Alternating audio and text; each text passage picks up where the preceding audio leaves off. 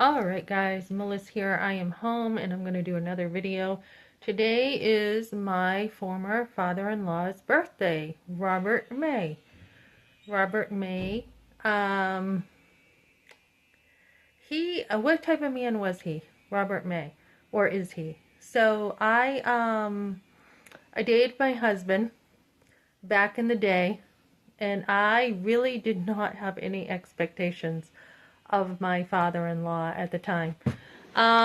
Just being a teenager, right? Just being a teenager, going to their house and being like, oh my goodness, I'm going to their house and, you know, I don't know, like I don't know, let me think. Like I already knew Donna from school, so that wasn't like a big transition. And then I'm thinking like, I kind of already knew Rob a little bit through Ben in high school, especially when Ben got grounded. He couldn't even see me. That was like one of his punishments. He couldn't ride his bike if he didn't do his homework, just certain things, right? So we're dating. I think I had already gone over when we were friends. So there was no like major transition with him. But it is his birthday, and one of the things he did when I was dating Ben was he had I think it was a 1970, was it 79? He had a red vet. And I remember literally holding on to the door when he gave me a ride in his vet. And I always thought that vet is so cool. I always loved that vet. So I had no expectations of him really as a father-in-law.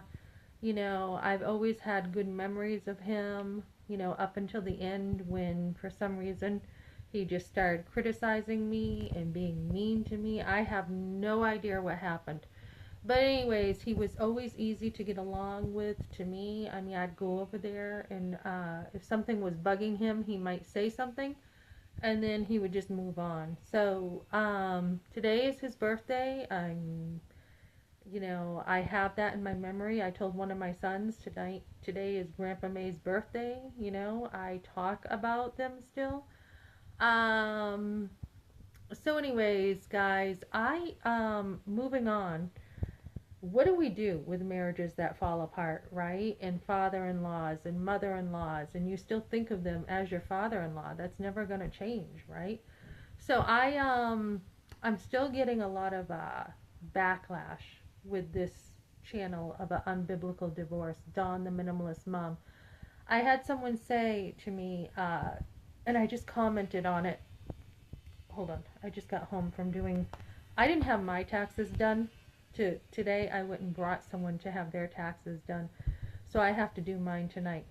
But what do you do when this person is like this? The reason why, basically we are, you get married and no one has the right to bring your dignity down. Nobody has that right. And when a husband does that, he is not showing your value before God.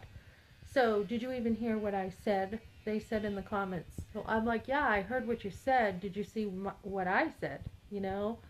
When you are a Christian, your belief is in God. And you get your identity, ladies, from who God says you are. Your worth, your validation, your beauty, everything comes from who God says you are, not other people around you. And I've been through it where they came after me and attacked me for no reason at all. All I did was put up a boundary and say, hey, you want to call me a gold digger and stuff, this isn't going to happen. This stuff isn't going to happen. You're not going to undermine my mothering. You have to put boundaries up in life, guys. And when they keep getting walked on, you have to do something. And you can try to let a lot go. You can be like, all right, don't say anything. This is just the way they are. Don't say this. Don't say that. But there comes a time you have to say something because there's somebody else on the other side of the conversation. So, so I was telling this lady, for the most part, you can say something. There are a lot of tools in a marriage, guys. A ton of tools. So, you don't have to divorce, is what I'm trying to say over no reason. Your value should be so well grounded in who God says you are that it does not matter what those people around you are saying. And if your husband is not valuing you, number one, you can pray for him. Number two, you can also confront him and say, hey, when you said that, that was pretty hurtful. You hurt my feelings. Or sometimes just don't say anything at all. Just be quiet. I remember with my mom, it was kind of funny to watch. Like, my dad would say things to her, and my mom would take things to a point, and then she would just kind of, I don't want to say pout, but she'd kind of give him the cold shoulder. And sometimes your silence will say more than words. So, he got the cold shoulder sometimes. And people can see that, okay? They can see it. And then he would come around and he would, say sorry or whatever. So there are a million tools, guys, to use in your marriage. You don't have to divorce. Divorce is destructive. It is not acceptable for the most part in society. It just isn't. If you are not happy, that is on you. So like today, I still think of, when I think of Rob and it's his birthday, and I talk to my sons still about their dad and say, your dad loves you. He didn't know how to deal with things. That's what I say to them. Ben thought I was trying to turn our sons against him. Not true. I'm like, your dad just did not have a good roadmap for when you guys got older. It's not you, it's him. It is not you. So just telling my sons again, your dad loves you. That is so important. Even though he dragged me through the mud and he's not talking to them, to let them know that he still loves them, and you have to work at any kind of family. Any kind of family has issues. Every single family does. You have to work at it. And the worst thing to do is to not work at it, not communicate, not say, hey, when you were saying this to me, I didn't know what you meant. What were you saying? When you said you're moving on, what does that mean? What are you moving on to? That's what I said to my husband. There are a million things that happen. One guy said to me, Melissa, he goes, something was going on there. It's a guy just doesn't leave you like that. He's got another woman or something. Something else is going on.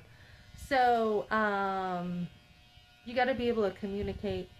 And when something's bugging you guys, you don't just leave a marriage. You don't just say, I'm going to divorce. You promised, you gave your word in front of witnesses that you would love this person for better or worse. And divorce is not acceptable. Okay, thanks for joining me, guys.